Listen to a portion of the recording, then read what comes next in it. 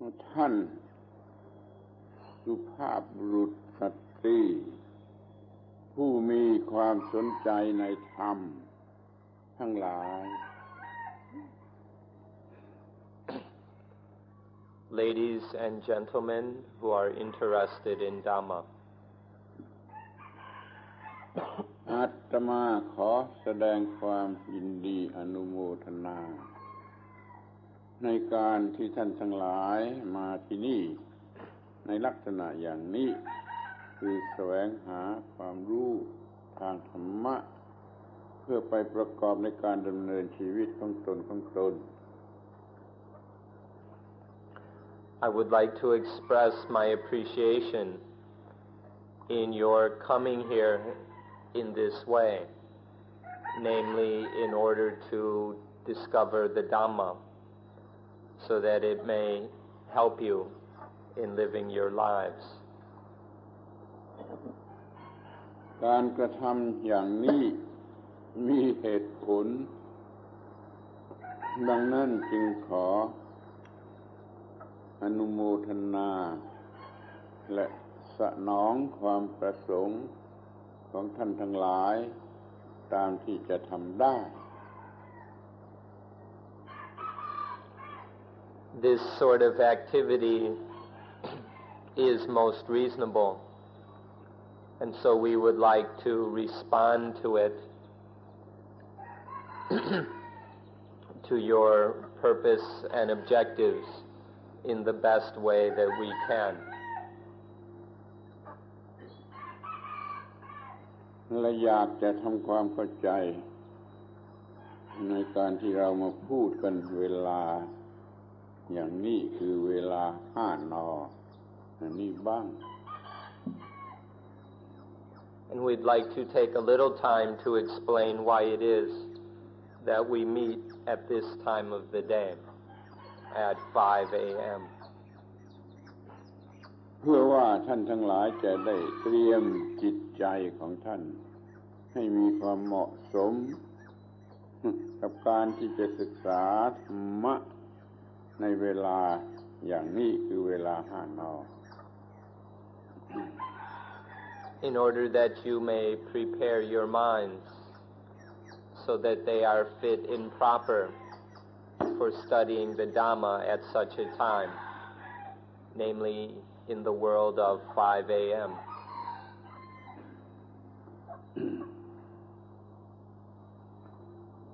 ท่านทั้งหลายคงจะรู้สึกได้เองว่าเวลานี้เป็นเวลาที่จิตใจยังว่างยังเหมาะสมยังพร้อมที่จะรับสิ่งใหม่ๆแต่ก็ยังมีทางที่จะปรับปรุงให้มากไปกว่านั้นกว่าธรรมดาคือตั้งใจฟังให้เข้าใจถึงที่สุดของคำพูดแต่ละคำของเรื่องแต่ละเรื่องให้ถึงที่สุดด้วย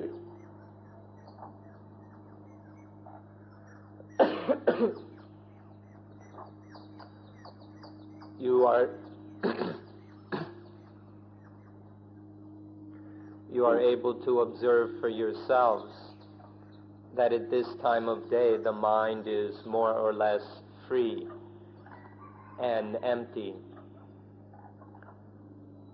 and therefore is ready to listen, to hear and understand. Nonetheless, there is still the possibility of improving the mind further by having a strong intention and commitment to listen carefully,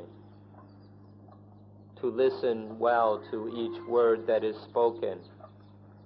to listen carefully to each matter which is discussed,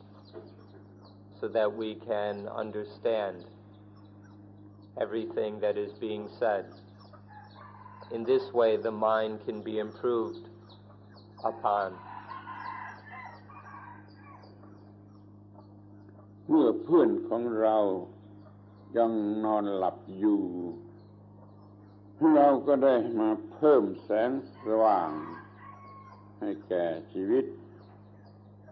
ซึ่งมันเป็นการกระทำที่ตรงกันข้ามแล้วก็ให้ท่านยึดถือว่าเป็นสิ่งที่มีประโยชน์สูงสุด While our friends are still asleep, we come and add light to our lives, which is the opposite of what they are doing, in order that we may find the highest benefit from life. กายกำลังขันแสดงความตื่นจากหลับเป็นอย่างเต็มที่ดอกไม้ป่าก็เริ่มบานสิ่งต่างๆก็เริ่มการเคลื่อนไหว พระพุทธเจ้าก็ตรัสรู้ในเวลาอย่างนี้ดังนั้นจึงขอให้มองเห็นไอ้คุณค่าของเวลาอย่างนี้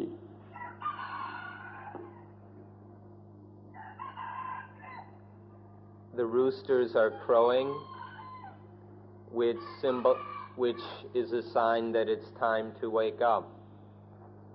The flowers are blooming, which shows that it's time to open up our hearts and minds.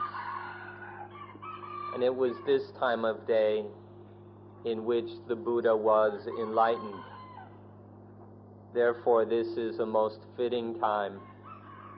for us to turn our attention to Dhamma, to listen to the Dhamma. การเพิ่มเวลาในสิ่งที่เป็นประโยชน์นั่นมันเท่ากับเพิ่มชีวิตคนโดยทั่วไปคิดว่าชีวิตเป็นสิ่งที่เพิ่มไม่ได้ แต่ที่จริงมันเพิ่มได้มากทีเดียวที่ใช้มันให้มันเป็นประโยชน์เอาเวลาที่นอนหลับนี่แหละมาใช้เป็นประโยชน์มันก็เท่ากับการเพิ่มชีวิตให้มากไปกว่าเดิมนี่เรามีวิธีหรืออุบายที่จะเพิ่มชีวิตเพิ่มเวลาให้แก่ชีวิตเท่ากับเพิ่มคุณค่าให้แก่ชีวิตเพราะฉะนั้นขอให้สนใจที่สุดในการที่ใช้โลกเวลา5 น.นี่ให้เป็นประโยชน์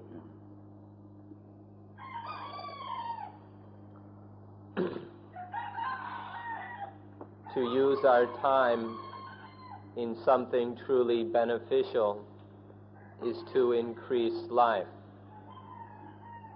Most people think that life cannot be increased, that our lifespan is already allotted to us. But this is not really correct. To use our time doing something really useful instead of the many other things we could be doing, such as sleeping, is to increase life. If we take life, and the more we give it to things that are genuinely of value, then the more that our life increases. แล้วเรายังมีการแถม Morning Walk ชนิดที่ไม่มีผู้เดินนี่ก็เป็นบทเรียนอย่างยิ่งเป็นใจความลึกซึ้งของธรรมะเดินโดยไม่ต้องมีตัวผู้เดินหมายความว่ากระทำโดยไม่ต้องมีผู้กระทำนั่นเป็นใจความสำคัญของธรรมะในพระพุทธศาสนา And then we have the extra bonus of a morning walk. But this is not just an ordinary morning walk. It is meant to be walking without a walker, which is something very, very profound. It has the highest meaning in Buddhism. To walk without a walker means to act without an actor, to act without anyone who acts. This is the highest thing there is in Buddhism. และสิ่งสุดท้ายที่จะขอแนะนำก็คือขอให้มีระเบียบการเป็นอยู่การใช้เวลาที่นี่ในการกินในการนอนในการทุกอย่างนั้นให้เกื้อกูลคือให้เป็นประโยชน์ให้ส่งเสริมแก่การศึกษาและปฏิบัติธรรมะด้วย The last thing we would like to say right now is that we ask you to have a discipline in your eating, in your sleeping, and everything else that you do while you are here, which supports and aids the study and practice of Dhamma. Please live with a proper discipline while you are here, so that your time here is well spent and fruitful. ใจความสำคัญของข้อนี้ก็อยู่ที่ว่าเราจะบังคับตัวเองไม่มีการตามใจตัวเองตามความเคยชินที่มีมาแล้วแต่หนหลังจะบังคับตัวเองให้มีความเหมาะสมที่จะศึกษาและปฏิบัติธรรมะเมื่อเป็นอย่างนี้ท่านจะได้รับผลดีในการมาศึกษาธรรมะ The essence of this discipline is self-control. To control ourselves and restrain ourselves so that we don't just follow our desires and habits as we are accustomed to, but instead to control ourselves so that we are ready and able to study and practice Dhamma. สำหรับหัวข้อธรรมะที่จะบรรยายในคราวนี้ก็มีอยู่ว่าความลับของสิ่งที่เรียกว่าธรรมะ As for the topic of today's lecture, it will be the secret of the thing called Dhamma. Today we will speak about the secret of the thing called Dhamma. ตลอดเวลาที่ท่านยังไม่ได้รับผลของธรรมะก็กล่าวได้ว่าธรรมะยังเป็นความลับสำหรับท่านทั้งหลายอยู่นั่นเอง The entire time that you have not yet received any benefits from Dhamma, that time, for that whole time, Dhamma remains a secret for you. สิ่งที่เรียกว่าความลับหรือสิ่งลึกลับบางทีมันก็อยู่ที่หน้าผากของเราเองเรามองไม่เห็นหน้าผากของเราเองความลับมันก็ซ่อนอยู่ที่นั่นก็ได้นั่นก็ให้สนใจตั้งใจทำให้ละเอียดให้ละเอียดให้เรียกว่าสุขุมให้แยบคายในการที่จะมองให้เห็นแม้แต่หน้าผากของตนเอง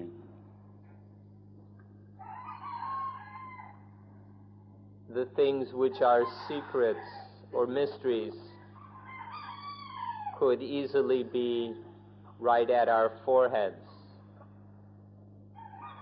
We are unable to see our foreheads, and so the things there remain a secret or mystery to us. that most profound thing which we're speaking about today is such a secret. And so we must make our minds very subtle, very profound, very sublime, so that they are able to see this secret which is hidden at our foreheads. ธรรมะอยู่ที่ไหนอยู่ที่ไหนนี่ก็เป็นความลับที่เรายังไม่เห็นอย่างชัดแจ้งว่าธรรมะอยู่ที่ไหนธรรมะอยู่ในที่ทั้งปวงอยู่ในที่ทั้งปวงไม่ยกเว้นที่ไหนในตัวเรานอกตัวเราในที่ทั้งปวงนี่แต่เราก็ยังไม่เห็น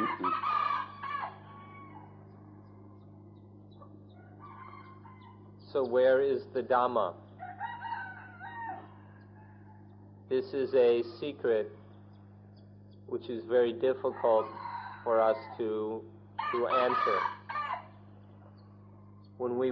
ask where is the Dhamma, we must say it is everywhere. The Dhamma is everywhere. The problem is that most of us don't see it. And so this remains a secret for us. The fact that the Dhamma is everywhere is a mystery for us. แม้ที่สุดแต่คำถามหรือความสงสัยก็เป็นธรรมะแต่คำตอบที่ตอบออกไปมันก็เป็นธรรมะเลยไปถึงการปฏิบัติการได้รับผลของการปฏิบัติอะไรต่างๆก็เป็นธรรมะที่เกี่ยวข้องกันอยู่กับตัวเรา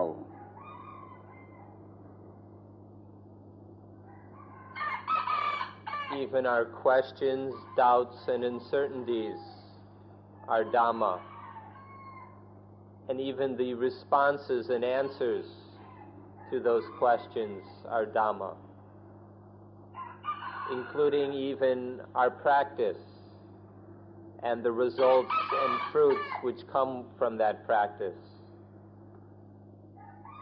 In fact, all the things involved in our lives, everything that is part of our lives, are Dhamma. ดังนั้นอาตมามีความประสงค์จะให้ท่านทั้งหลายจะรู้จักธรรมะในสี่ความหมายซึ่งเป็นที่รวบรวมของความหมายทั้งหมดไม่ยกเว้นอะไร For this reason, I have the intention to help you to understand the four primary meanings of Dhamma. These four meanings of Dhamma include and summarize all the many other meanings of the word Dhamma. This will be the purpose of this morning's talk. ความหมายที่หนึ่งธรรมะคือธรรมชาติทุกอย่างในทางธรรมะในทางพุทธศาสนานี่ไม่มีสิ่งที่นอกเหนือกว่าธรรมชาติหรือนอกไปจากธรรมชาติในทางวิทยาศาสตร์ยังมีนอกเหนือธรรมชาติเพราะเขาสนใจในเรื่องวัตถุไม่ได้สนใจเรื่องจิตใจเมื่อธรรมะมันมีทั้งเรื่องวัตถุและจิตใจมันก็เลยทั้งหมดไม่ยกเว้นอะไรนี่ธรรมะคือธรรมชาติทุกอย่างเป็นธรรมชาติธรรมชาติทั้งหมดนั่นคือตัวธรรมะ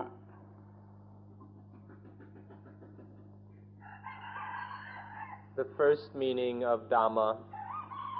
is nature. Nature includes everything. In Buddhism, everything is nature. There is nothing which is considered to be supernatural. In modern science, there are still things which are supernatural,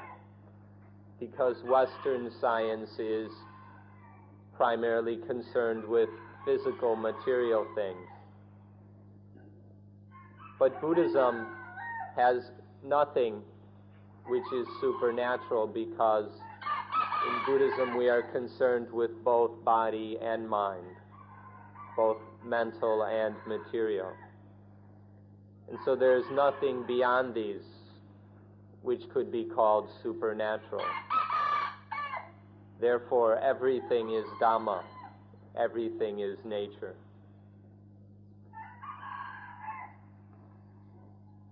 ที่ว่าทั้งหมดนี่หมายถึงทั้งทางวัตถุและทางจิตใจสากลจักรวาลทั้งหมดนั่นที่เป็นส่วนวัตถุ ก็รวมอยู่ในคำว่าธรรมชาติจิตใจที่มีความรู้สึกได้ที่มีอยู่ในสิ่งที่มีชีวิตทั้งหลายนี่ก็เรียกว่าธรรมชาติจึงหมายธรรมชาตินี่จึงหมายถึงสิ่งทั้งปวงทั้งที่มีชีวิตจิตใจและไม่มีชีวิตจิตใจแม้เป็นแต่เพียงการกระทำเป็นสภาพตามธรรมชาติก็เรียกว่าธรรมชาติทั้งนั้น When saying that everything is nature, we exclude nothing. Nature includes all of the cosmos, all of the universe, all of any of the universes that might exist. So that takes care of the physical, material side of things. And nature further includes mind, the mind which is in all living things, the mind which experiences, feels, knows, the mind and all the things that are experienced by the mind. All of these are also included in nature. So nature includes everything, both those things which are physical,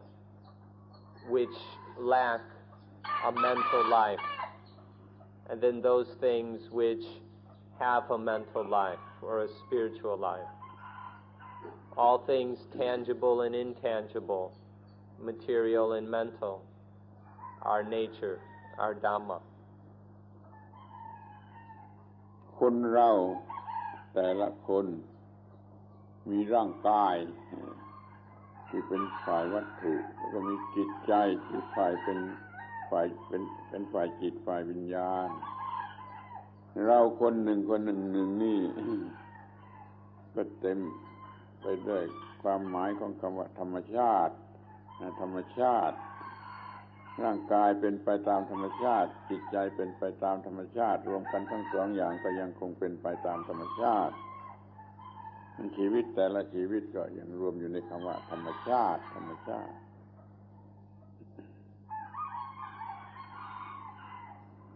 Each of us includes a body, all this material, physical activity that we call the body. And that body is nature. And then there is the mind. Each of us includes mind, all the thoughts, feelings, and experiences of the mind. And this mental or spiritual side of life is also nature. Therefore, each of us is full of nature. We are nothing but nature, physical and mental natures is all we are. And both these bodies and this mind, both this body and mind, happen according to nature. They exist naturally. ดังนั้นสรุปความได้ง่ายๆว่าธรรมชาติ ในตัวเราแล้วก็ธรรมชาตินอกตัวเราอย่างนี้ก็หมดแล้วไม่ยกเว้นอะไร We can summarize all of nature very simply. There's the nature within us, and there's the nature outside us. And that includes everything. Besides the nature within us and outside us, there is nothing. ธรรมชาติเหล่านี้ท่านจะต้องรู้จักมันให้เพียงพอสำหรับจะมีการดำเนินชีวิตชนิดที่ถูกต้องหรือไม่มีปัญหา Each of you must know and understand all of this nature in order to live life correctly. That is, to live life that is free of problems. มันไม่ได้หมายความว่าเราจะต้องรู้ทั้งหมดแต่เราจะต้องรู้ทั้งหมดเท่าที่เราควรจะรู้เท่าที่เราควรจะรู้เราต้องรู้ทั้งหมดคือพอเพียงที่จะดำเนินชีวิตให้ปราศจากปัญหา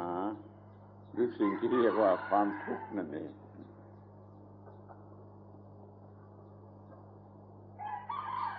In knowing all about these things, we don't mean that you must know every little detail about them. We mean simply that each of you must know what you need to know, what you ought to know. And what you need to know is the knowledge and understanding which is enough to live life without any problems. When we understand these bodies and minds enough to be free of all problems,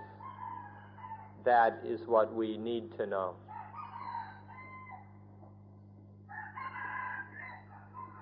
ที่นี่ธรรมะในความหมายที่สองก็คือกฎของธรรมชาติ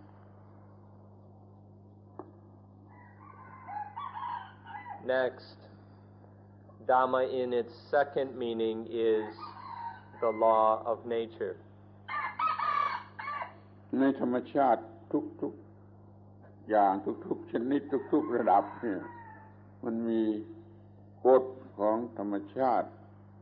อยู่สิงสถิตอยู่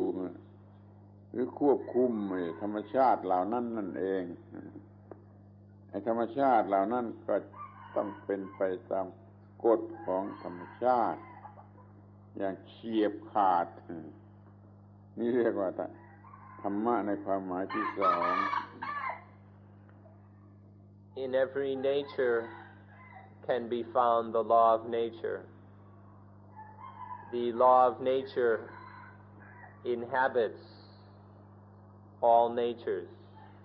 in a most absolute way. All natures contain and express the law of nature without the least exception. ถ้าท่านเป็นคริสเตียนหรือเป็นฮินดูหรือเป็นอิสลามท่านก็มีสิ่งสูงสุดเป็นพระเป็นเจ้าแต่ชาวพุทธเรามีสิ่งสูงสุดเป็นกฎของธรรมชาติ If you are a Christian, a Hindu, or a Muslim, the highest supreme thing for you is God. But for we Buddhists, the highest thing, the supreme thing, is the law of nature. ท่านควรจะเข้าใจได้ง่ายๆว่าจะเป็นกฎหรือจะเป็นกฎของธรรมชาติก็เหมือนกัน ตรงที่ว่าเราต้องเชื่อฟังเราต้องปฏิบัติให้ถูกต้องตามกฎหรือตามความประสงค์ของพระเป็นเจ้ามิฉะนั้นเราจะต้องตายคือไม่มีความหมายไม่มีความสุขไม่มีแต่ความทุกข์จึงรู้จักกฎของธรรมชาติในฐานะที่เป็นพระเป็นเจ้าของพุทธบริษัท When speaking of God or the law of nature, one can see that they are both the same and that in that they must be obeyed. Whether speaking about the law of nature or the will of God, one sees that if we don't obey them, then we will live life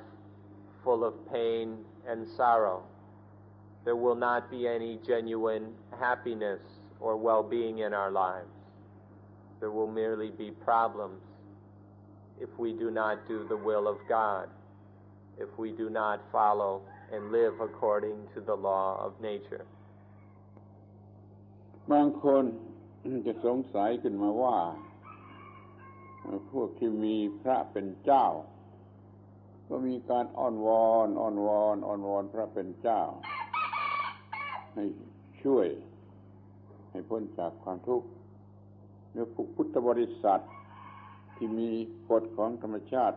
เป็นพระเป็นเจ้านั้นไม่มีการอ้อนวอนหรืออย่างไรเราก็ตอบว่ามีการอ้อนวอนอย่างยิ่งไปกว่าซะอีกคือทำหน้าที่ให้ถูกต้องตามกฎของธรรมชาตินี่คือวิธีอ้อนวอนของผู้ที่มีกฎของธรรมชาติเป็นพระเจ้า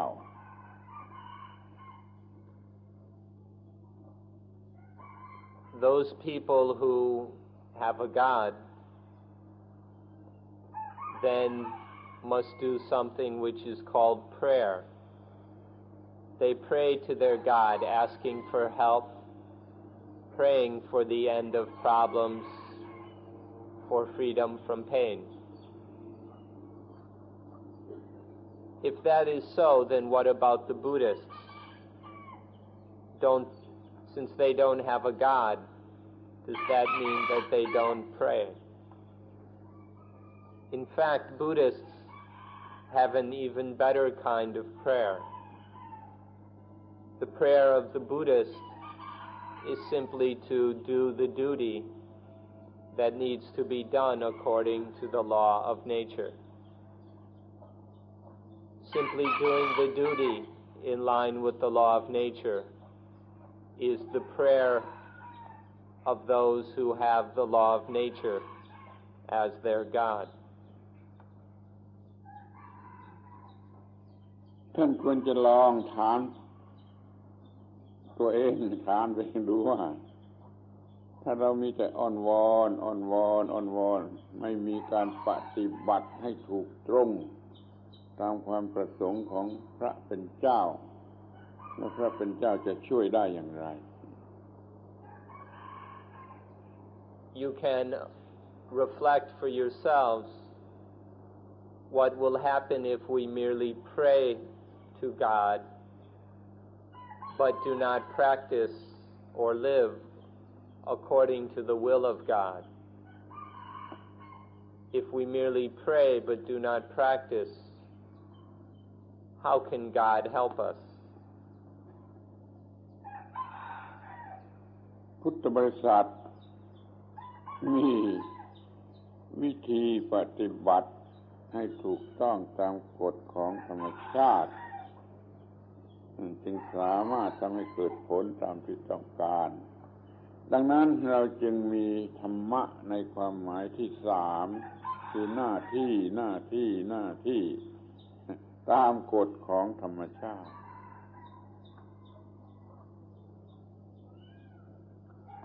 So the Buddhist form of prayer is merely to practice the duty that is correct in line with the law of nature. This duty, according to the law of nature, in line with the law of nature, is the third meaning of Dhamma. สิ่งที่เรียกว่าหน้าที่นั่นแหละคือการอ้อนวอนจะเรียกเป็นการอ้อนวอนก็ได้ให้สิ่งสูงสุดนั้นช่วยถ้าไม่ทำหน้าที่มันไม่อาจจะช่วยไม่มีทางที่จะช่วยแต่เมื่อทำหน้าที่ถูกต้องแล้วมันก็เกิดผลขึ้นมาทันทีคือความรอดเป็นสิ่งที่เรียกว่าความรอดเกิดมาจากการทำหน้าที่จะมองในลักษณะที่เป็นหน้าที่ก็ได้จะมองในลักษณะที่เป็นการอ้อนวอนก็ได้เหมือนกัน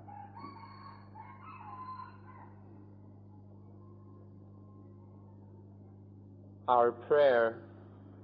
is to do the duty according to the law of nature. To do this duty in prayer of asking the highest thing, the supreme thing, to help us to survive, to be saved. So this duty of praying to the supreme thing that we may be saved is what the kind of prayer we are interested in here. And the result of this prayer or duty is salvation. Salvation comes from doing the duty according to nature's law.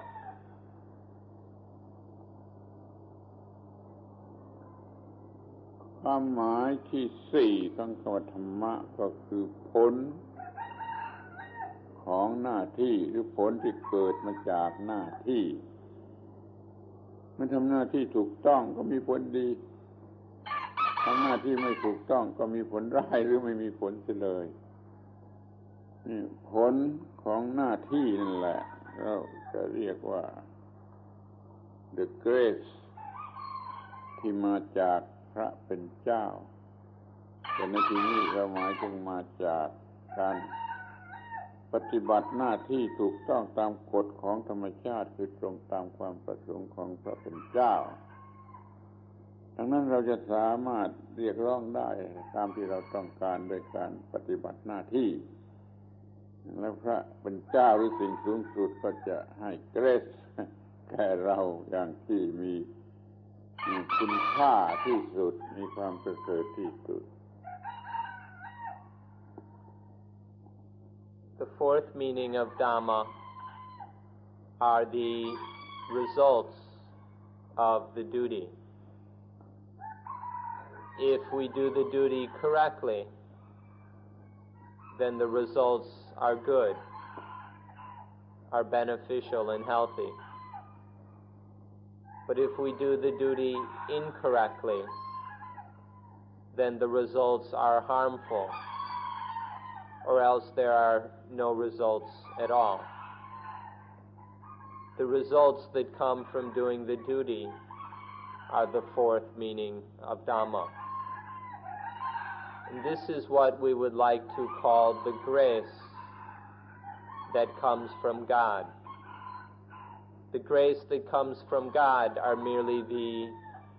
the results that arise from doing our duty according to the law of nature. However we pray, that will determine the kind of grace that we get from God.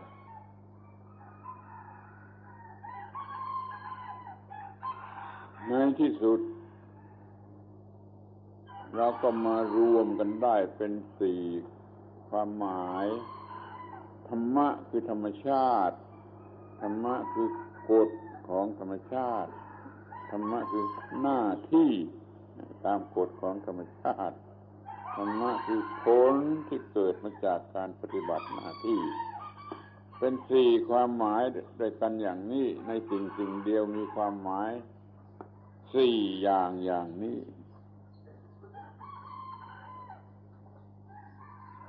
Finally, these four meanings can be brought together. There is Dhamma as nature, Dhamma as the law of nature, Dhamma as the duty in line with the law of nature, and Dhamma as the fruits or results of that duty. In everything can be found all four of these meanings of Dhamma. In each nature that we find in this life are all four of these meanings of Dhamma. ทีนี้ก็ท่านมองดูเองว่าธรรมะมีความหมายเป็นสี่อย่างนี้แล้วก็ถามว่าอยู่ที่ไหนมันจะยิ่งกว่าอยู่ที่หน้าผากซะอีกธรรมะอยู่ที่ไหนมันจะมากเกินกว่าที่อยู่ที่หน้าผากคือมันอยู่ทั่วไปทั้งเนื้อทั้งตัวทั่วไปแล้วเราก็ยังมองไม่เห็นนี่เป็นสิ่งที่น่าคิดน่านึกคือน่าสงสาร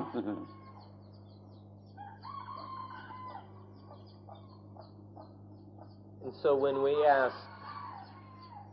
where is the Dhamma? You can see for yourself that these four meanings of Dhamma are too much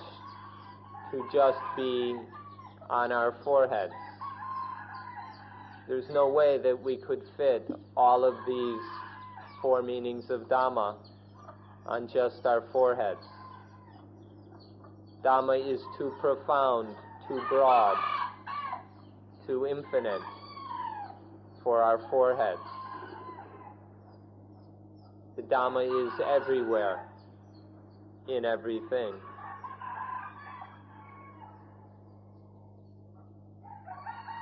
ร่างกายส่วนที่เป็นร่างกายนี่มันก็เป็นตัวธรรมชาติมันก็มีกฎของธรรมชาติบังคับทุกๆส่วนของร่างกาย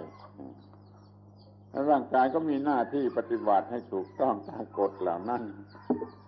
แล้วผลของมันก็คือความรอดชีวิตที่ต้องการอะไรก็จะได้ตามที่ต้องการนี่เรียกว่าธรรมะในสี่ความหมายนั้นมันอยู่ทั่วไปทั้งเนื้อทั้งตัวของเราแต่มันมีความลับไม่รู้จักอย่างเดียวกับที่ว่าเมื่อมันอยู่ที่หน้าผากแล้วมันก็มองไม่เห็นเพราะฉะนั้นเราควรจะทำให้เห็นให้รู้จักให้ปรากฏชัดว่าเราทั้งเนื้อทั้งตัวมีธรรมะโดยสี่ความหมาย These bodies of ours are filled up with Dhamma. These bodies are nature. And then every organ, every part of these bodies are controlled by the law of nature. And so each organ, each cell, everything in the body has a duty to perform. There is some function that needs to be done because of the law of nature. And then there are the results of all this duty, which is merely survival. When the duties of the body are done correctly, then we survive. If these duties are not done, then we die. And so these bodies of ours, in each organ, in each cell, contain all the four meanings of Dhamma. It's just that we can't see any of it. The Dhamma, the four meanings of Dhamma, are like mysteries to us. It's like they were pasted to our foreheads where we can't see them. So it's time that we ought to learn how to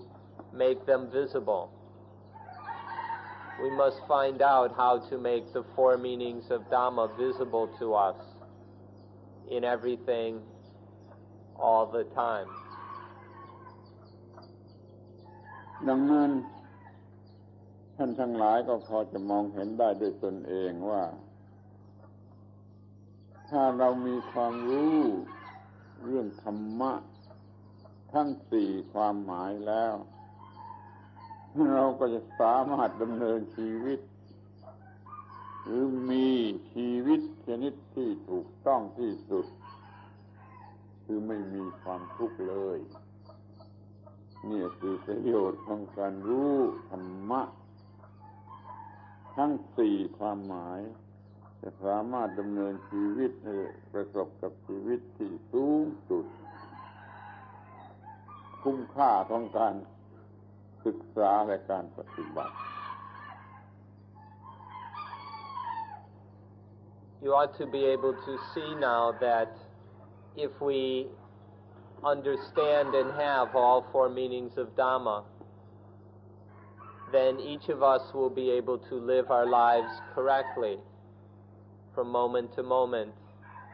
according to the law of nature. We'll be able to live life correctly so that we survive. And living life correctly in this way will bring us to the highest thing. If we live life correctly through these four meanings of Dhamma, then we will discover the highest thing there is in life. เราจัดให้ท่านทั้งหลายได้ศึกษาเรื่องขันธ์ห้าเรื่องปฏิจจสมุปบาทหรือเรื่องอริยสัจและได้ให้ท่านฝึกปฏิบัติในอานาปานสติถ้าท่านประสบความสำเร็จในการเรียนรู้เรื่องปฏิจจสมุปบาทนั่นคือท่านรู้ธรรมะทั้งสี่ความหมายรู้ธรรมะทั้งสี่ความหมายถ้าท่านปฏิบัติอานาปานสติแล้วก็คือท่านปฏิบัติถูกต้องตามกฎของธรรมะทั้งสี่ความหมายหรือสามารถดำเนินชีวิตให้เป็นไปอย่างถูกต้องตามความหมายของธรรมชาติทั้งสี่ความหมาย Here we ask you to study and learn about the five khandas, that is the five heaps or aggregates which make up a human life. We ask you to study the paticca samuppada, the law of dependent origination, and to study the ariya satya, the Four Noble Truths. And then we help you to study and put into practice anapanasati, that is mindfulness with breathing in and out. If you can understand dependent origination or paticca samuppada, then you will understand all four meanings of Dhamma fully and completely. And if you can practice anapanasati, then you will be able to practice correctly according to all four meanings of Dhamma. This is what we are aiming to do here at Suan Mok. แม้ว่าท่านไม่สามารถจะปฏิบัติได้สำเร็จภายในเวลา10 วันแต่ท่านก็ต้องมีความรู้ว่าปฏิบัติอย่างไรแล้วก็เอาไปปฏิบัติต่อไปอย่างไม่หยุดจนกว่ามันจะได้รับผลเป็นตามสิ่งต้องการท่านจงพยายามให้สุดความสามารถตลอดเวลา10 วันนี้ศึกษาให้รู้ว่าปฏิบัติอย่างไรแล้วก็ลองปฏิบัติดูด้วยว่าปฏิบัติอย่างไร ก็คุ้มค่าในการที่จะมาแสวงหาความรู้ทางธรรมะให้ดำเนินชีวิตได้อย่างถูกต้องจนตลอดชีวิต Although it may not be possible for you to achieve complete success in just 10 days, you can use this 10-day period to study all four meanings of Dhamma, to study dependent origination and mindfulness with breathing. And then you can give them a try. You can learn how to put these things into practice. This you can learn to do in 10 days. You can understand the what and the how of these four meanings of Dhamma. And then if you continue to practice accordingly after you leave, if you practice without stopping, without giving up, then one day you will achieve success. So this is what we can do here in these 10 days. It is well worth the time and effort. We will get back far more than we put in if we live and practice accordingly. เมื่อท่านศึกษารู้แล้วก็ปฏิบัติธรรมะเพียงพอแล้วชีวิตมันก็จะกลายเป็นธรรมะเสียเองตัวท่านนั่นแหละมันจะกลายเป็นธรรมะเสียเองแล้วก็มีแต่ความถูกต้องอย่างเดียวแล้วมันก็จะหมดปัญหาทั้งในแง่ของ question หรือทั้งในแง่ของ problem มันจะไม่มีปัญหาใดๆเหลืออยู่เลยในเมื่อชีวิตมันเป็นตัวธรรมะตัวเอง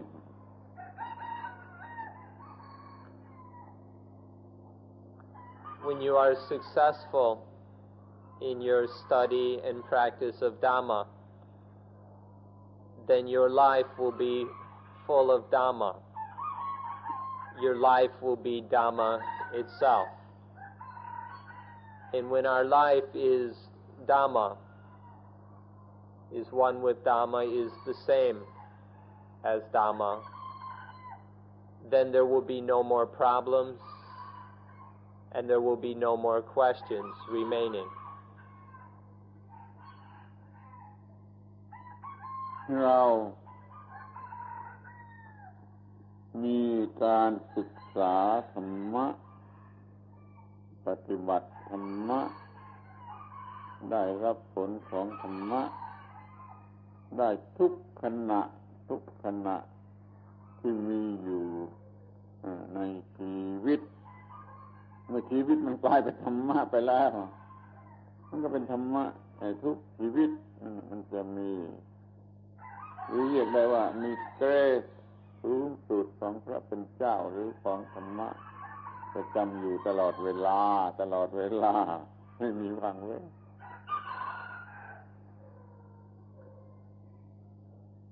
When we study, when life has become Dhamma, then we study and practice Dhamma in each moment of life. Without any exception, each moment of life is the study and practice of Dhamma. And this then is to receive grace. This is the supreme grace there is in life. To be one with Dhamma, to study and practice Dhamma each moment of life.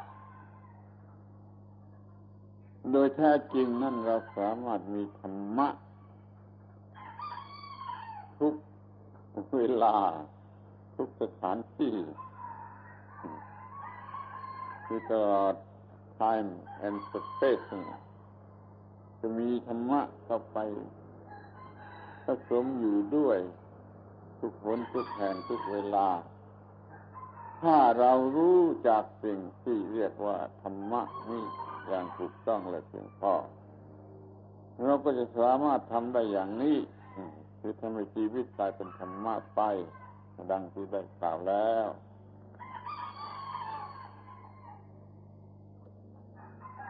It is possible for us to study and practice Dhamma everywhere and at all times, throughout time and space. This can be done when we have lives which have become Dhamma in the way just discussed.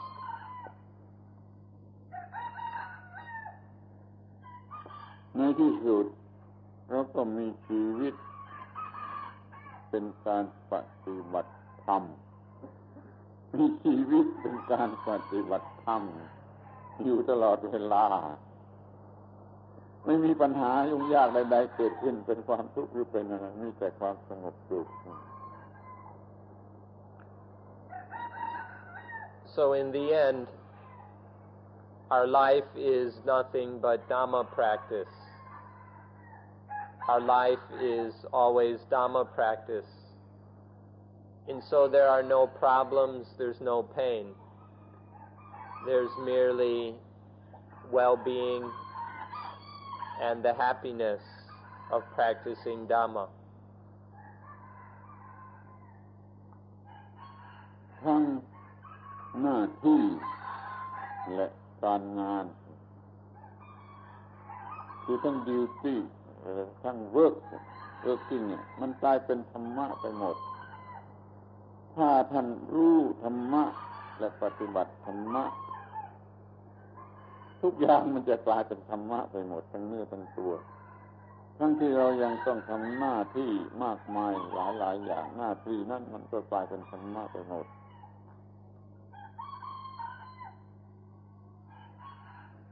All duty and all work becomes Dhamma. When life has become Dhamma, then we can transform all duties and all work into Dhamma. Although we still may have to do numerous duties, may have many responsibilities and work to do, they can all be Dhamma in this way. ท่านจะทำหน้าที่ของบิดาก็ได้ทำหน้าที่ของมารดาก็ได้ทำหน้าที่ของลูกก็ได้ทำหน้าที่ของคนใช้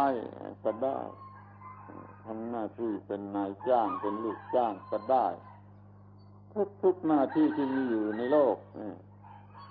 ท่านจงทำให้มันเป็นการปฏิบัติธรรมะปฏิบัติถูกต้องตามกฎเกณฑ์ของธรรมะให้หมดแล้วมันทำได้โดยไม่มีข้อขัดขวางกัน You can do the duty of a father. You can do the duty of a mother. You can do the duty of a child or the duty of a servant. You can do the duties of employers and of employees.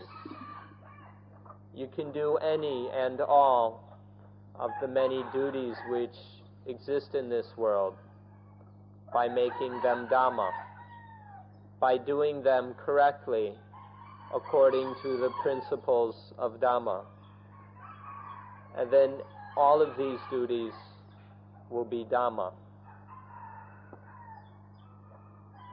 มันเป็นคำพูดที่เอาเปรียบอยู่สักหน่อยที่ว่าทำหน้าที่ถูกต้องนั้นมันถูกต้องตามกฎ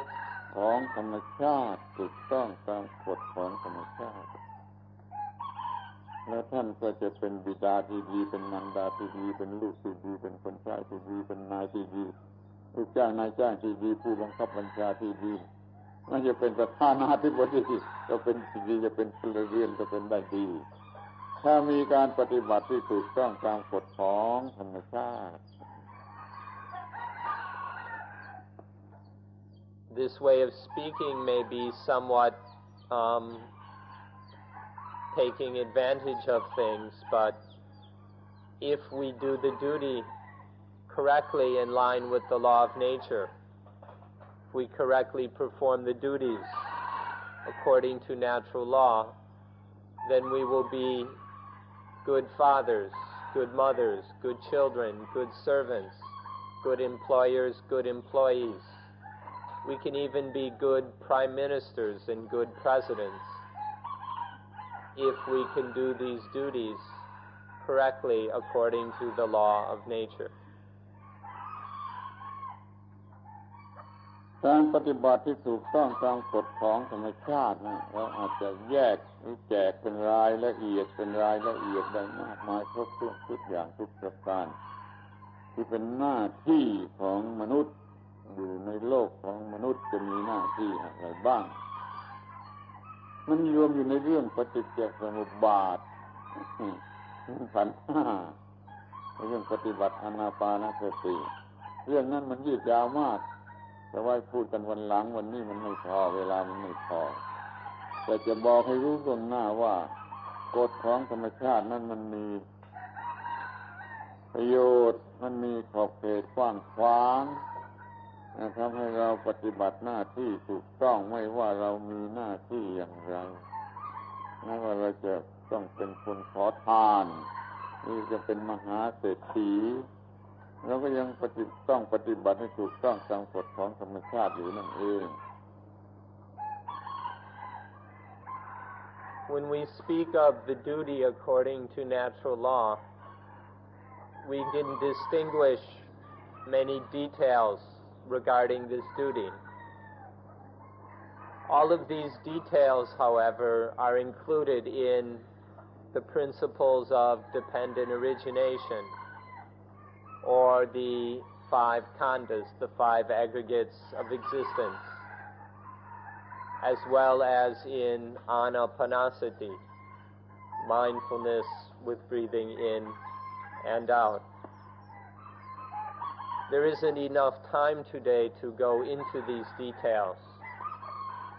We'll save them for a later time. But we want you to understand that in general, in principle, to do the duty according to natural law is what makes all of these things correct. This is the fundamental principle that we need to understand. ที่กล่าวว่าถูกต้องนี่มันมีความหมายพิเศษมีความหมายสำคัญมีความหมายเฉพาะคือมันถูกต้องตามธรรมชาติถูกต้องตามกฎของธรรมชาติไม่ใช่ถูกต้องตามความต้องการแห่งตัวกูความต้องการแห่งตัวกูมันไม่ใช่เป็นธรรมชาติมันผิดธรรมชาติถ้ามันเป็นธรรมชาติแล้วมันไม่เป็นตัวกูถ้ามันเป็นตัวกูแล้วมันผิดธรรมชาติแล้วต้องศึกษาธรรมะให้รู้พอสำหรับจะมีความเป็นธรรมชาติอย่างถูกต้องอย่าให้แยกออกมาจากเป็นตัวกู When we speak of correctness, especially when we speak of being correct according to the law of nature, we mean being correct in terms of nature and the law of nature. And this does not mean being correct according to the desires and wants of ego. We are all very familiar with the desires and habits of ego, and often think that that is what is correct. But in fact, ego is something that is out of harmony with the law of nature. ego is wrong in terms of natural law. And so when we act according to ego, it makes everything incorrect. So to be correct in terms of nature and the law of nature is not the same as being correct according to the desires and needs of ego. เราจะต้องมองกันให้ละเอียดอีกทีหนึ่งว่า แม้แต่คำว่าตัวกูมันก็มีความหมายแห่งอีโก้แต่ถ้ามันเป็นเพียวอีโก้เมียวอีโก้มันยังไม่มีความผิดพลาดอะไรแต่ถ้ามันเป็นเซลฟิชอีโก้คือสิ่งที่เรียกว่าตัวกูในที่นี้มันมีความยุ่งยากทางภาษาไทยก็ดีภาษาบาลีก็ดีภาษาอังกฤษก็ดีมีความยุ่งยากเราจะต้องพยายามทำความเข้าใจทางภาษานี่ให้ถูกต้องก่อนพุทธศาสนามุ่งหมายจะสอนให้ไม่มีอีโก้แต่หมายถึงอีโก้ที่เป็นเซลฟิชคือถ้าท่านให้ความหมายแต่คำว่าอีโก้เป็นเซลฟิชอีโก้อยู่แล้วก็ได้เหมือนกันตามใจแต่ระวังอย่าเป็นอีโก้แต่ถ้าอีโก้ยังเป็นกลางๆอยู่ต้องมีความหมายว่าเซลฟิชหรือนอนเซลฟิชก็ให้มันเป็นไปในทางนอนเซลฟิชอีโก้เพราะว่าอีโก้นี่ทำอย่างไรเสียมันก็ละออกไปไม่ได้มันเป็นสมบัติดั้งเดิมติดตัวมาแต่จัดการให้มันเป็นเที่ยวหรือเนื้อก็ได้อีโก้ล้วนๆไม่ประกอบอยู่ด้วยเซลฟิชก็พอจะเข้ารูปเข้ารอยกับธรรมะได้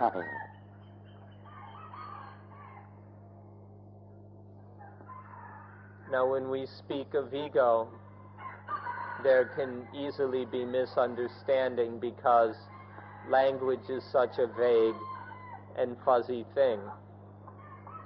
For some people, the word ego implies selfishness, self-centeredness. It implies one's personal individual desires and so on. But for others, ego simply means what one is or one's life. So we need to make sure that you understand here, when we're using the word ego, we mean it in terms of selfish ego. If you're just talking about yourself, if we're just talking about oneself in a simple, non-selfish way, that's not a problem. But when the ego is, when we mean by ego something selfish and self-centered, that is what is out of line with nature and the law of nature. In Thai there is the word duagu. Duagu is a crude term in modern Thai which always implies selfishness. It's a big, fat, selfish ego. To act according to duagu or selfish ego always brings conflict and pain. But when we can act without this duagu or selfish ego, then things are okay. So depending on how you understand ego, at least live without the selfish ego. Although there may still be some ego, some self, at least keep it from being selfish, from being self-centered and self-indulgent. ในอินสติ้งของไล่เนี่ยมันมีตัวอีโก้มันต้องมีอีโก้หรือมันได้มีอีโก้เป็นรากฐานเป็นฟาวเดชั่นของไล่อีโก้มันเป็นอย่างนั้นแต่มันมีอยู่ จำอยู่ในสิ่งที่มีชีวิตซึ่งมีอินสติ้งทีนี้เราต้องมีความรู้เพียงพอที่จะควบคุมอีโก้นี้ให้เป็นไปในทางสติปัญญาอย่าเป็นเซนซิทีฟอีโก้ให้เป็นไปในทางสติปัญญานั่นแหละคือธรรมะจะช่วยได้ธรรมะจะช่วยควบคุมอีโก้ให้เป็นไปในทางสติปัญญาไม่มาเป็นในทางเซนซิทีฟประโยชน์อย่างยิ่งของธรรมะอยู่ที่ตรงนี้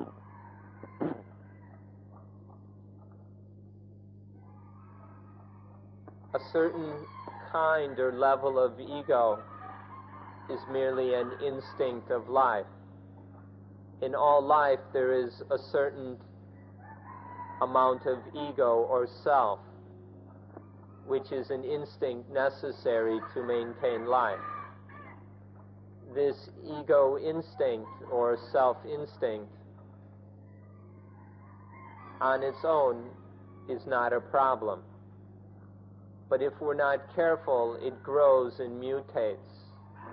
and becomes selfish. And then it is no longer just the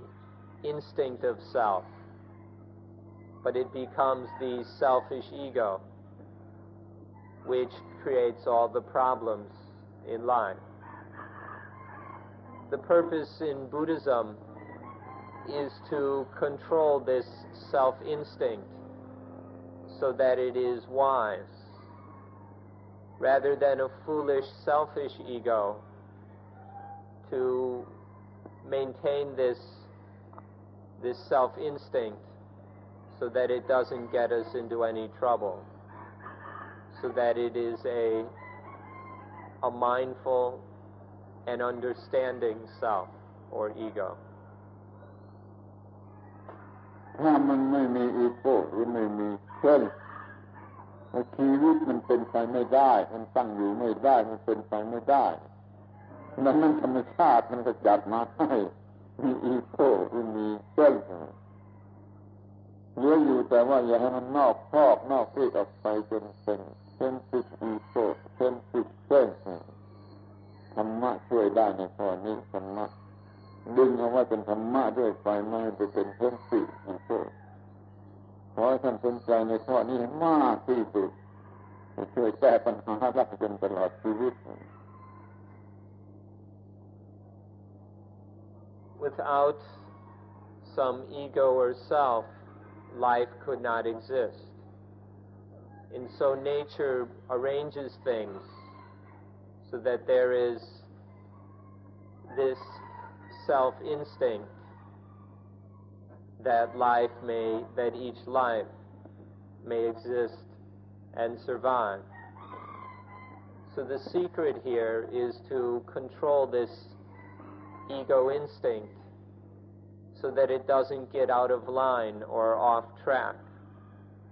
If you let it get out of line, then it will just stir up lots of problems, which will bring loads of suffering down upon you. But if we understand this secret and keep this natural level of self, this instinctual ego, under control, then life will be fine. There won't be any problems. Life will have meaning and value. This is the secret that you must try very hard to understand. How to keep this instinct of ego under control. How to keep it on track and out of trouble. ช่วยไม่ได้จนแล้วที่ว่าเดี๋ยวนี้เราก็ใช้คำว่าอีโก้ในลักษณะเป็นตัวตนแต่ถ้าจะปล่อยไปตามอีโก้อย่างนั้นมันเป็นเส้นติอีโก้ทั้งนั้นเนี่ยอีโก้ทั้งนั้นไม่ใช่อีโก้ที่ล้วนๆหรือบริสุทธิ์มันเป็นตั้งใจศึกษาปฏิบัติต่อสู้เพื่อจะควบคุมให้อีโก้นี่มันไม่เป็นเส้นติอีโก้ เป็นเรื่องสำคัญที่สุด We can't help it now but use the word ego in terms of self, because for all of us the instinctual self or ego has already gotten out of line, has gone off track, has gone haywire. Because this instinctual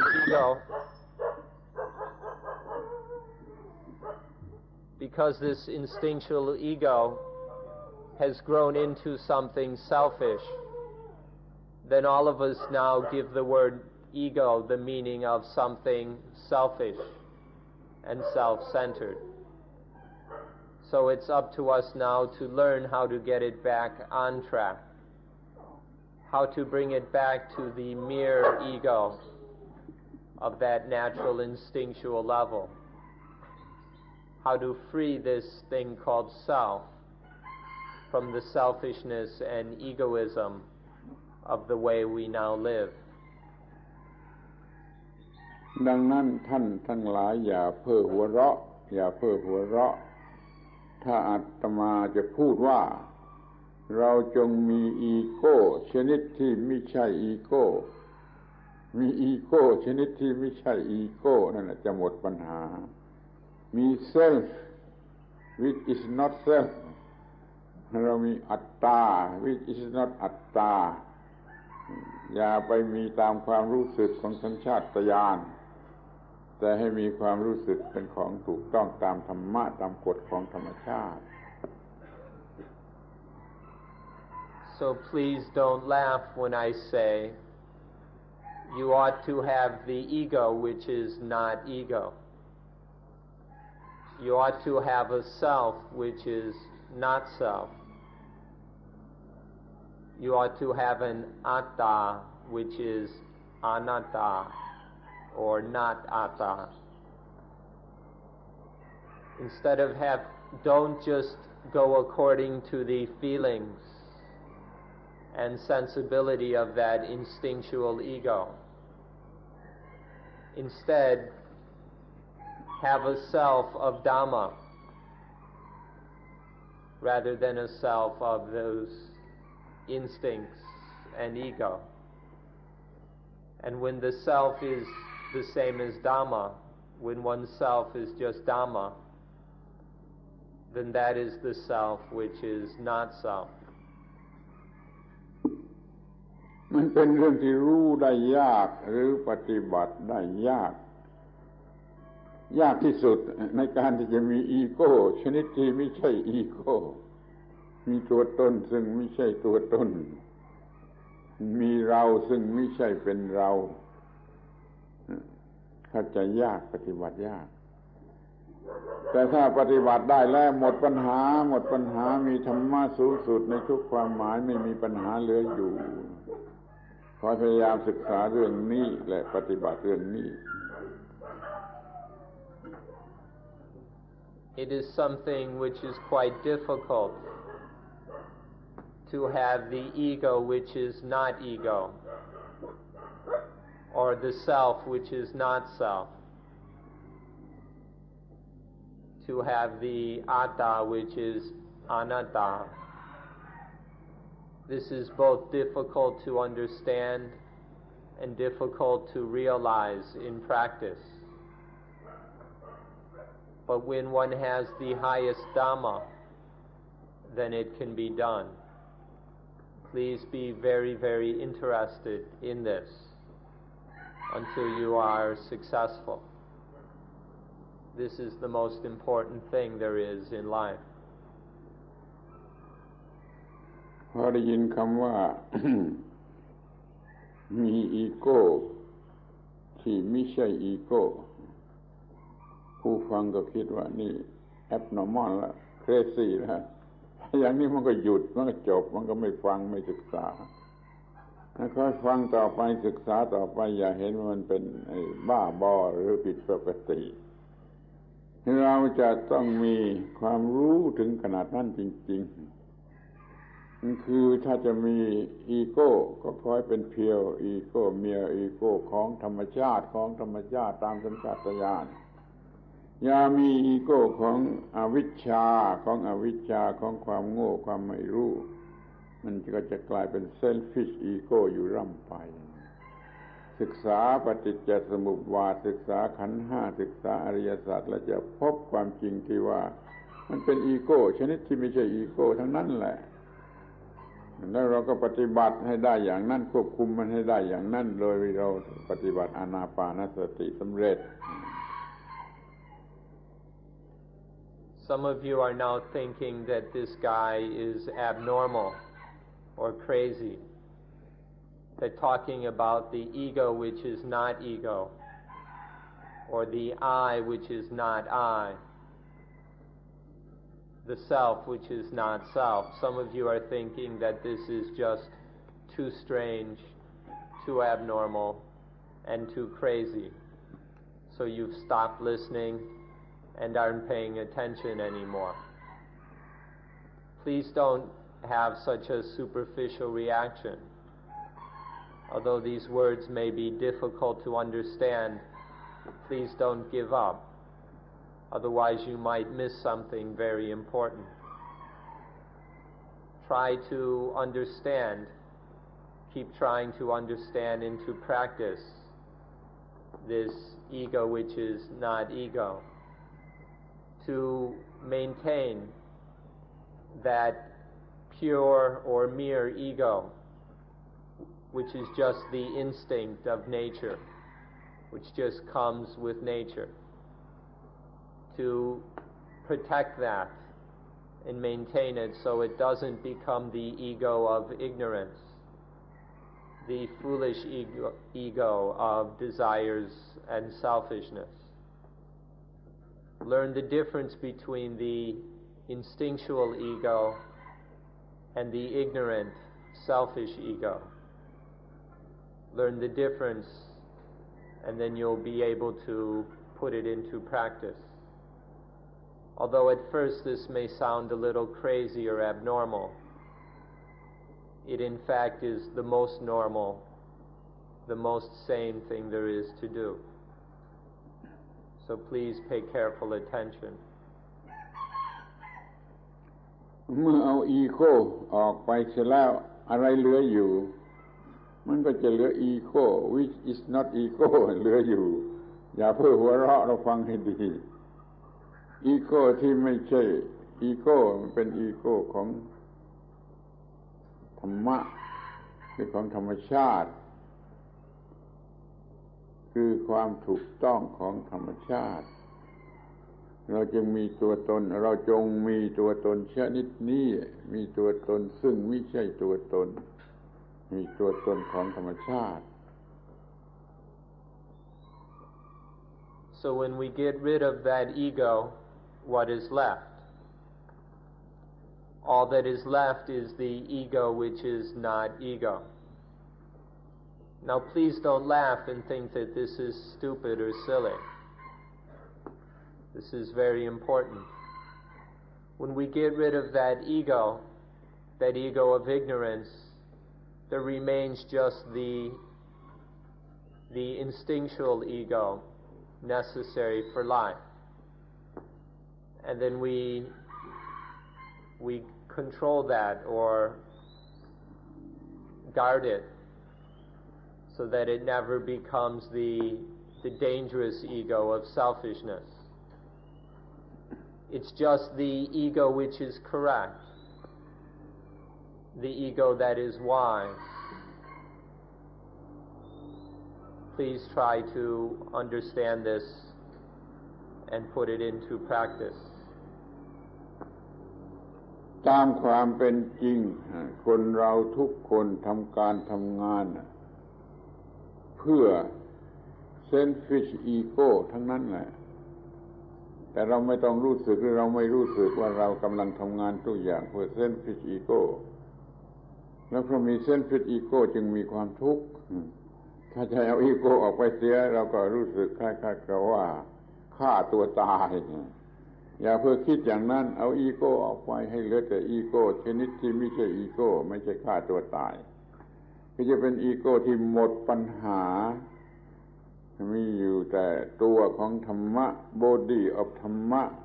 ไม่ใช่ selfish ego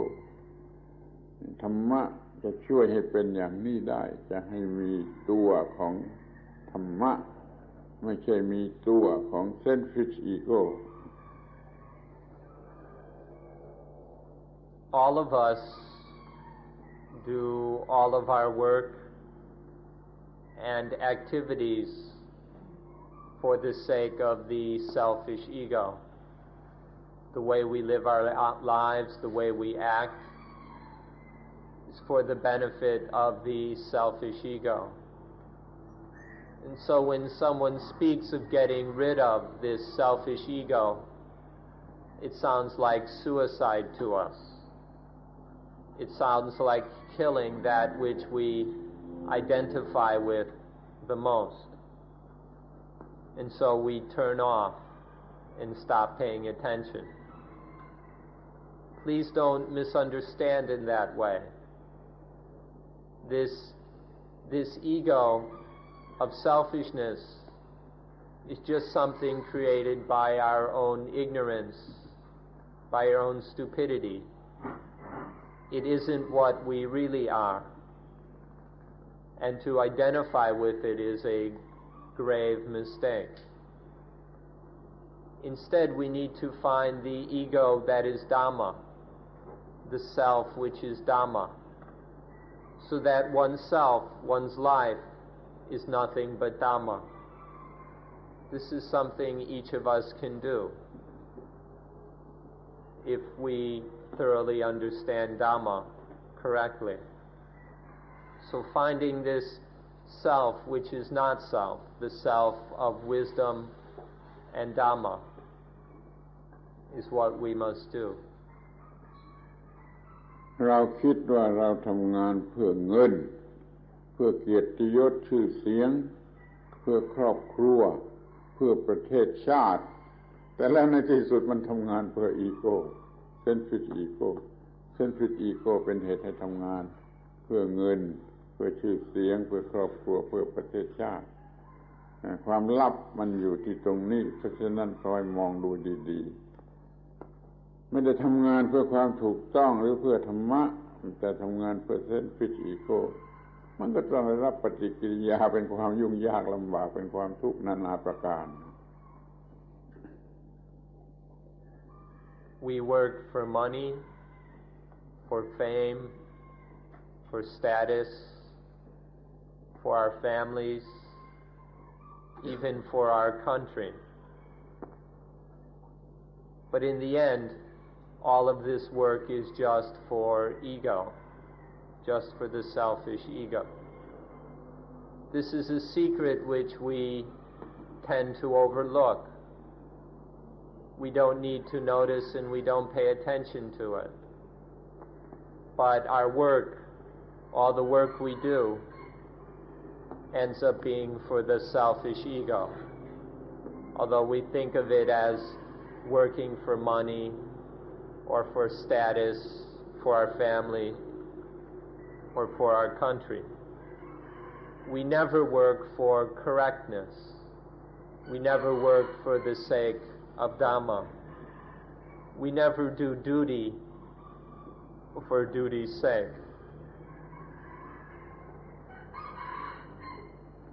เราก็มาเปลี่ยนสมัยแทนที่จะทำงานเพื่อ selfish ego ก็มาทำงานเพื่อธรรมะเพื่อกฎของธรรมชาติ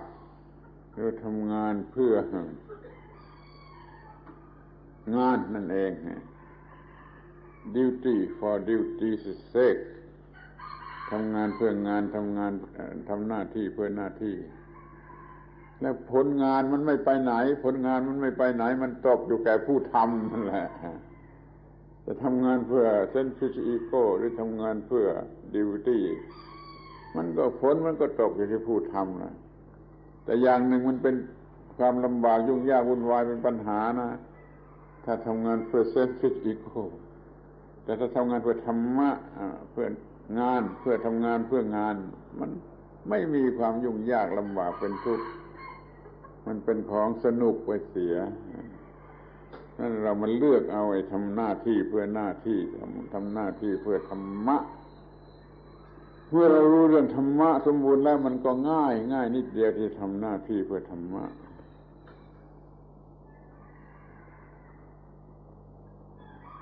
So we ought to work for the sake of Dhamma. We should work for the sake of the law of nature. We should do duty merely for duty's sake. When we work and act in this way, the results, the fruit of our labors and work don't go anywhere. They still accrue to whoever does the work. But we're working in a whole different way. You ought to make a careful choice between working for ego, between working selfishly, which just brings all kinds of conflict, stress, complication, and trouble, and working for Dhamma, working for duty, working for the law of nature, which brings only success and peace.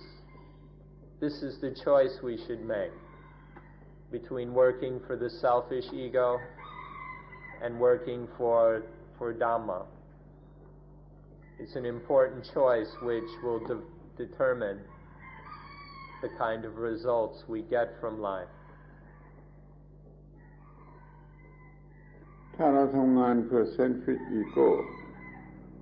มันร้อนมันเดือดเทอร์มอยมันเป็นชีวิตเทอร์มอยทำงานเพื่ออีโก้แต่ถ้าทำงานเพื่อธรรมะคือเพื่องานนั่นเองมันไม่เป็นอย่างนั้นมันเย็นยิ่งตั้งใจทำให้ดียิ่งสนุกยิ่งตั้งใจทำให้ดีที่สุดมันยิ่งสนุกโดยไม่ต้องคำนึงถึงเพื่ออีโก้แล้วมันก็เป็นไปจนได้ผลงานมันก็ได้แก่ผู้ทำอย่ากลัวว่าจะไม่ได้ผลงานจะไม่ได้รับผลงานแล้วจะต้องตายอย่างนี้ไม่ใช่ขอให้ทำงานเพื่อธรรมะทำหน้าที่เพื่อธรรมะก็จะประสบชีวิตเย็นชีวิตที่เย็นคือหมดปัญหาไม่มีปัญหาไม่มีร้อนไม่ใช่หนาวจนทนไม่ไหวแต่มันเย็นอย่างไม่ร้อนไม่หนาวเรียกว่าเย็นนี่ขอให้มีความตั้งใจที่จะทำหน้าที่เพื่อธรรมะทำหน้าที่เพื่อหน้าที่จะมีชีวิตใหม่เย็นไม่กัดชีวิตไม่กัดเจ้าของชีวิตไม่กัดชีวิตเองทำงานเพื่อธรรมะทำงานเพื่อหน้าที่ When we work and live for the sake of the selfish ego, then it's hot. It's very troublesome. It's a kind of turmoil. This working for the selfish ego is very tumultuous. But when working for Dhamma, for duty and the law of nature, that is very cool and peaceful. There's no turmoil, no stress, no conflict. So it's important to understand how and to learn how to work and act in the way that is cool and peaceful, the way that is no longer for the selfish ego, but is for the sake of Dhamma, for the sake of duty. When we can do this, then life is cool, which means that life is free of problems. It doesn't mean that life is cold. We're not talking about some kind of endurable coldness or frigidity. When we speak of the cool life, of coolness, we mean the coolness which has nothing to do with hot and cold. This is the coolness of a life that is freed from the dictates of the selfish ego. It's the life that is free of the problems and turmoil caused by that selfish ego and its desires. This is the cool life which you ought to be interested in. เมื่อเรามีชีวิตชนิดที่เป็น selfish ego ชีวิตนี้มันก็จะเต็มแน่นเต็มอัดแน่นอยู่ด้วยสิ่งที่รู้จักกันตามธรรมดาว่า toil need ซึ่งเป็นความต้องการเป็นความทะเยอทะยานเป็นความดิ้นรนเป็นความไม่พักผ่อนอย่างยิ่งเป็นชีวิตที่ยุ่งยากลำบากไม่พักผ่อนเพราะเต็มด้วย toil need แต่ถ้าเรามีชีวิตที่ปราศจากอีโก้มันก็เป็นชีวิตที่ว่างไม่มี toil and need มันก็เป็นชีวิตเย็นมันต่างอย่างตรงกันข้ามเพียงแต่ว่ามีอีโก้หรือไม่มีอีโก้ The life that is full of the ego is a life that is also full of toil, struggle, and need. When we live through the ego and for the sake of ego, then that life knows nothing but toil, struggle, need,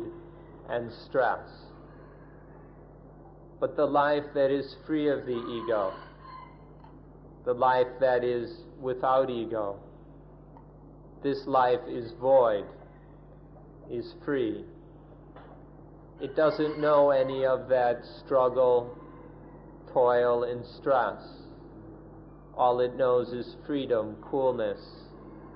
and peace. So this is our choice between the life of ego or the life of non-ego. เราจะมองกันในแง่ของอาร์ตก็ได้เหมือนกันถ้าเราสามารถควบคุม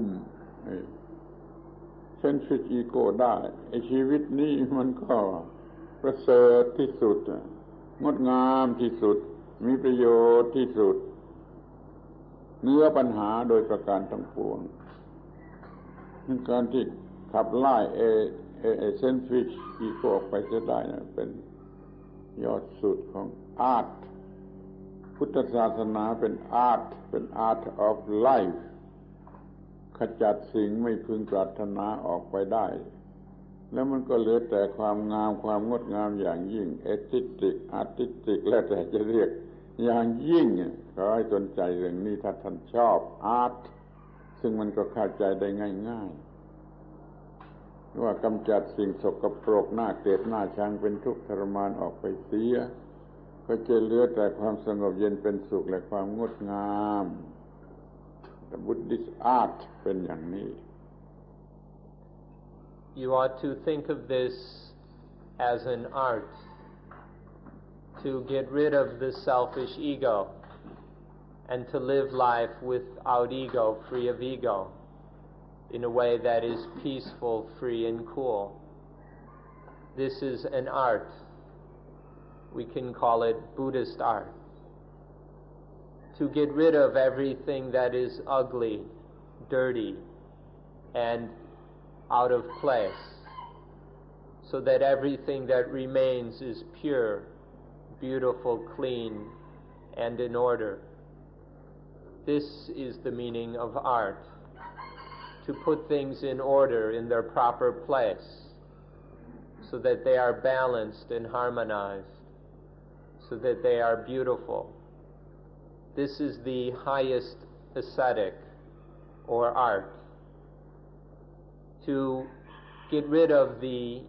selfish ego and all the ugly, disruptive, dirty things that it causes, so that in life there is just that which is in order, in harmony, and beautiful. This is what we call Buddhist art. It's the highest aesthetic, the highest aesthetic, the highest art. For those of you who are interested in art, we suggest that you consider this highest, most important kind of art, the art of living. โลกปัจจุบัน เป็นยุคคอมพิวเตอร์เกิดคอมพิวเตอร์อาศัยคอมพิวเตอร์ใช้คอมพิวเตอร์กันมากให้เรามาลองมีชีวิตคอมพิวเตอร์กันดูบ้างอย่าเพ้อหัวเราะเรามีชีวิตแบบคอมพิวเตอร์มีชีวิตคอมพิวเตอร์กันดูบ้าง This is the computer age. Everything depends on computers, runs through computers. Our lives are full of computers. So why not have a computer life? Why not have life like a computer? Don't laugh yet, but please listen for our explanation.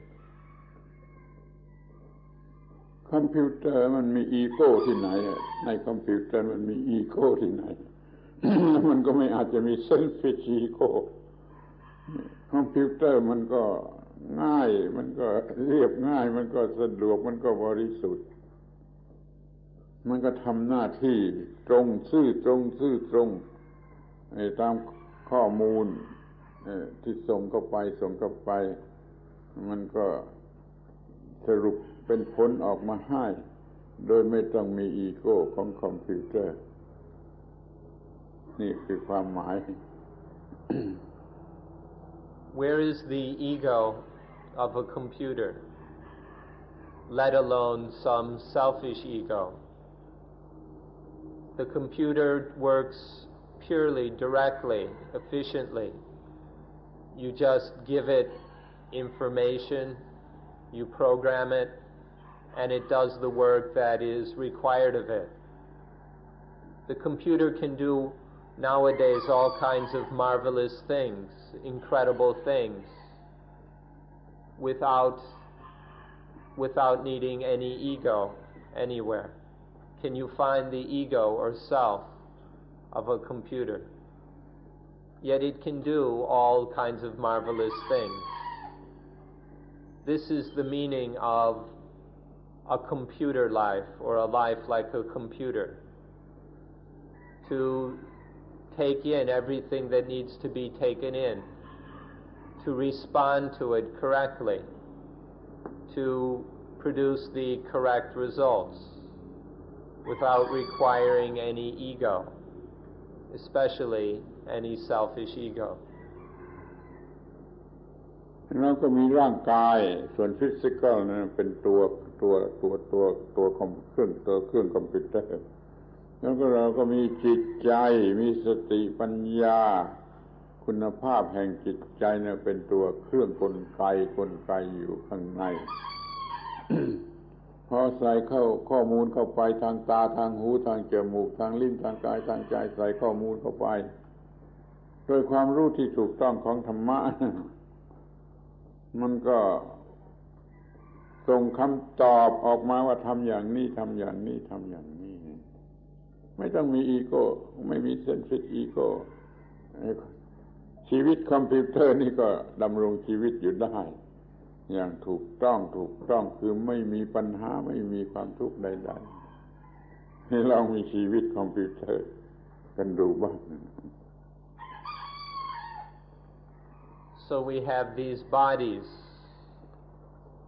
The bodies are the hardware of the computer. And then there are these minds and hearts, which are the software. And then information, data, is fed to the computer through the eyes, ears, nose, tongue, body, and mind. And then when it all functions correctly, according to Dhamma, then an answer is produced. The answer of what to do, how to respond correctly to the situation, to the information.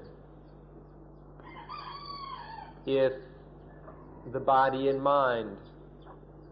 respond to all the information and data of the senses in just this simple way, then the computer life can maintain life, a life that is free, a life that is at peace. Why not give this kind of life a try, the computer life? ความรู้ อย่างถูกต้องเพียงพอเรื่องปฏิจจสมุปบาทเรื่องขันธ์ห้าเรื่องอริยสัจสี่ที่มีอยู่ในระบบจิตใจนั่นเป็นตัวกลไกของคอมพิวเตอร์จะช่วยตอบคำถามที่ดีตามข้อมูลที่ส่งเข้าไปทางตาทางหูทางจมูกทางลิ้นทางกายทางใจไม่ต้องมีอีโก้เช่นเดียวกับเครื่องคอมพิวเตอร์ธรรมดาไม่ต้องมีอีโก้แล้วก็ไม่มีเซลฟิชอีโก้เพราะมันไม่มีอีโก้มันก็ยังสำเร็จประโยชน์เราลองทำอุปมาอย่างนี้แล้วก็มีชีวิตในคอมพิวเตอร์อย่างนี้กันบ้างดูจะเข้าใจได้ง่ายหรือจะปฏิบัติได้ง่ายก็ได้นะขออย่าเพ้อหัวเราะมีชีวิตคอมพิวเตอร์ Correct understanding of the Four Noble Truths, of the five aggregates of human life, of dependent origination. This kind of correct knowledge is the software of our computer. And when this software works with the data that comes in through the eyes, ears, nose, tongue, body, and mind, which are our input ports, when it works with this information, then it will produce correct responses that will enable life to carry on in the most useful and beneficial way. So just like an ordinary computer has its software for processing information, when our computer, and can do so without any ego or self, in the same way, when our computer, our living computer, operates with the software of the correct understanding of the Four Noble Truths of dependent origination, then it too requires no ego or self. And so it functions in the most efficient, correct, and successful way.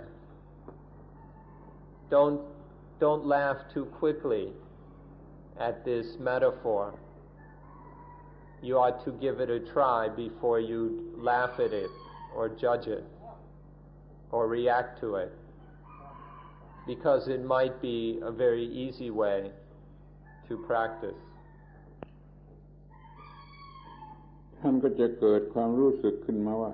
มันยากหรือมันยากอย่างยิ่งแต่ขอตอบว่าถ้ามีความรู้ถูกต้องและเพียงพอไม่มีความยากให้มีความรู้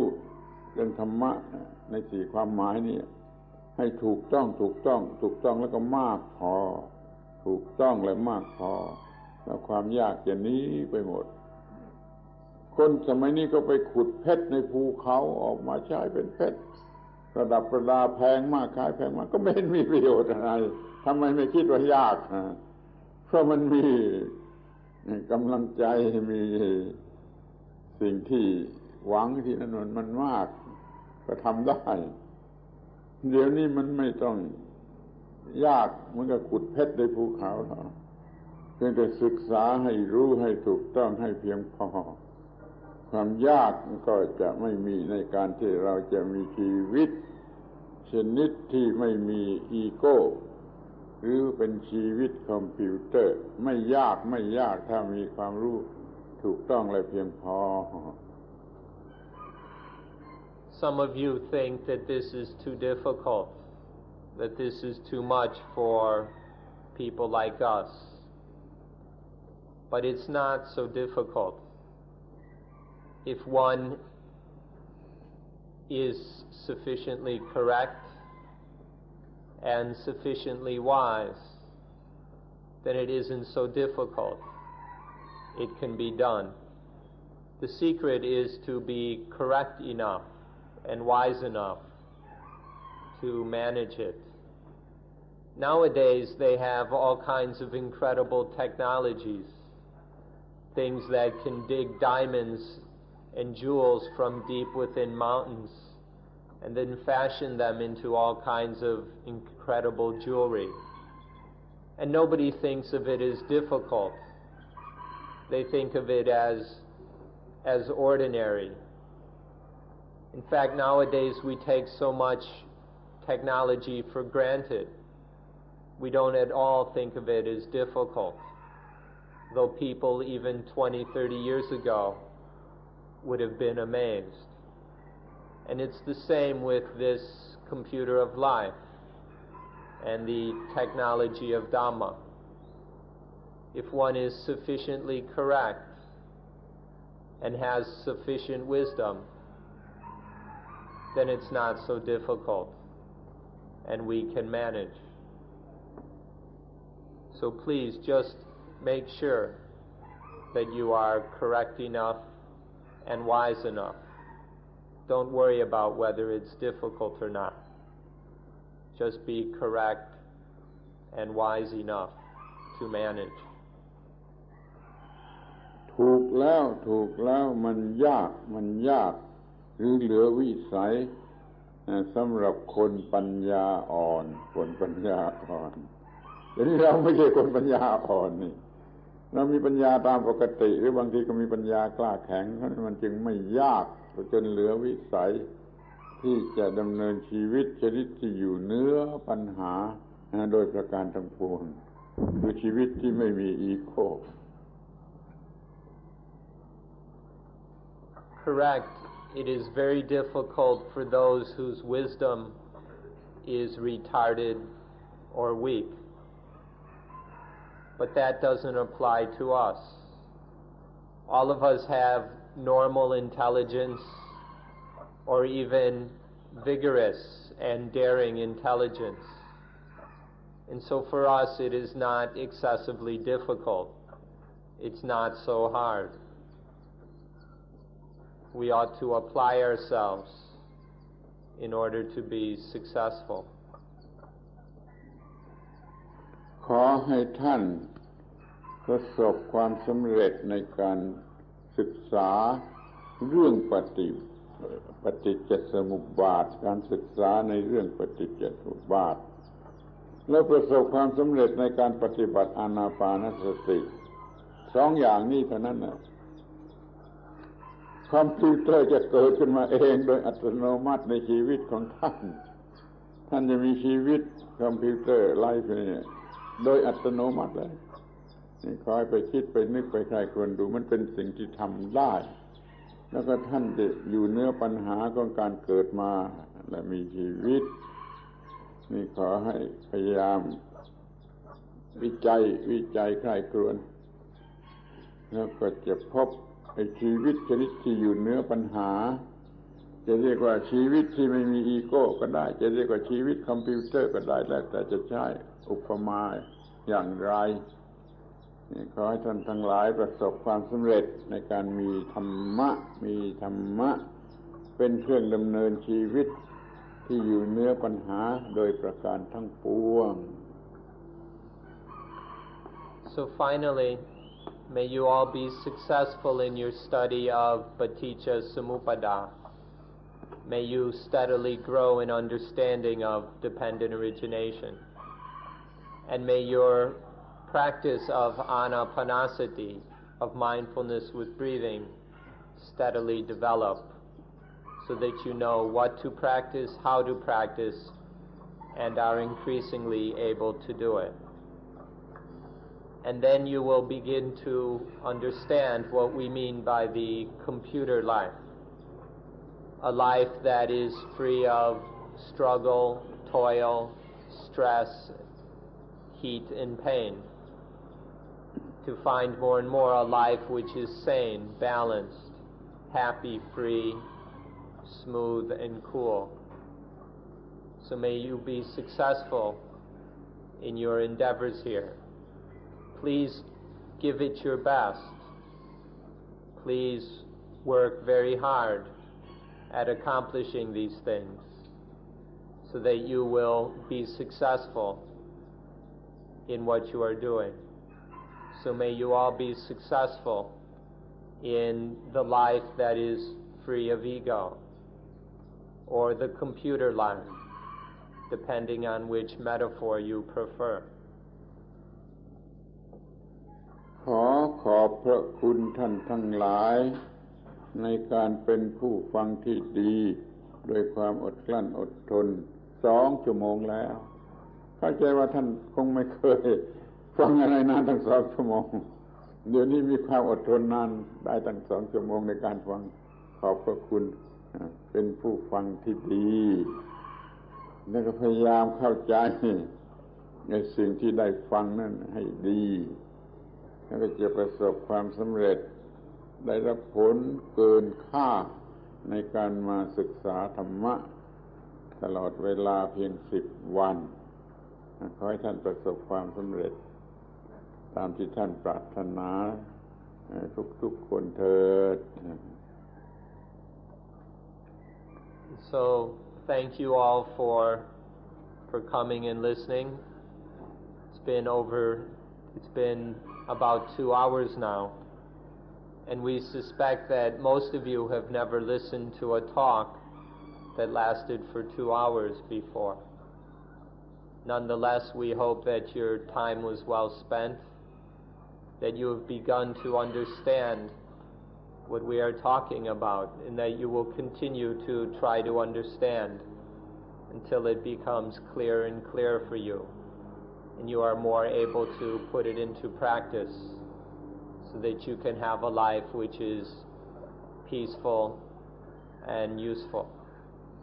อย่าลืมปฏิบัติการเดินโดยไม่ต้องมีตัวผู้เดินกลับไปเซ็นเตอร์เดินโดยไม่ต้องมีตัวผู้เดินนี่บทเรียนที่เป็นหัวใจของพุทธศาสนาเป็นบทเรียนแรกเป็นบทเรียนทั้งหมดไม่มีตัวผู้กระทำมีแต่การกระท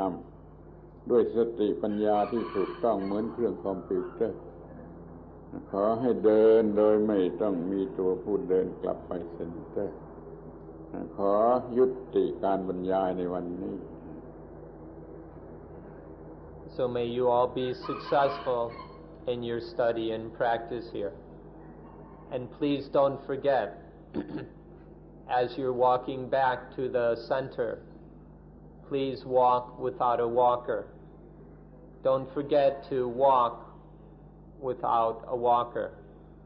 Then you will be practicing the secret and heart of Buddhism. Don't walk with that selfish ego. Don't walk with any ego at all. Just walk like a computer would walk, without any ego. And then you will understand the point and goal of Buddhism. We hope you are successful in this. And this is the conclusion of today's talk.